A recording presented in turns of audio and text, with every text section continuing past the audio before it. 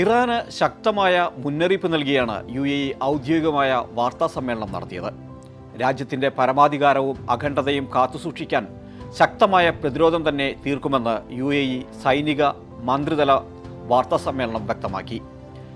ഇറാനെതിരെ ആക്രമണം നടത്താൻ ഏതെങ്കിലും തരത്തിൽ UAEയുടെ കരയോ കടലോ വ്യോമമാർഗമോ അനുവദിക്കില്ലെന്ന് വ്യക്തമാക്കിയിട്ടും ഇറാൻ നടത്തിയ ആക്രമണം നീതീകരിക്കാനാവാത്തതാണ്.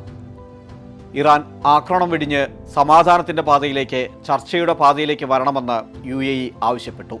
ഇറാൻ UAE ലക്ഷ്യമാക്കി തൊടുത്തുവിട്ട മിസൈലുകൾ പ്രദർശിപ്പിച്ചുകൊണ്ടായിരുന്നു UAEയുടെ ഔദ്യോഗികമായ വാർത്താ സമ്മേളനം.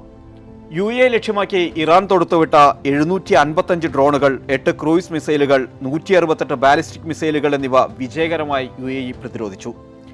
രാജ്യത്തെ സംരക്ഷിക്കാനുള്ള ശക്തമായ ആയുധശേഷി UAEക്കുണ്ടെന്ന് വാർത്താ സമ്മേളനത്തിൽ UAE എടുത്തു പറഞ്ഞു. രാജ്യസുരക്ഷയും പൗരന്മാരുടെ സുരക്ഷയും ഉറപ്പുവരുത്തും. ഇറാന്റെ ആക്രമണത്തിൽ ആർക്കും നേരിട്ട് പരിക്കേറ്റിട്ടില്ല. ഇന്റർസെപ്റ്റ് ചെയ്യുമ്പോൾ അവശിഷ്ടങ്ങൾ വീണാണ് 3 പേർ കൊല്ലപ്പെട്ടതും 68 പേർക്ക് പരിക്കേറ്റതും. 24 മണിക്കൂറും UAEയുടെ വ്യോമ, നാവിക, കരമാർഗങ്ങളിൽ സർവൈലൻസ് നടത്തിക്കൊണ്ടിരിക്കുകയാണെന്നും സൈനിക മന്ത്രിമാർ വ്യക്തമാക്കി. NTV UAE to the world.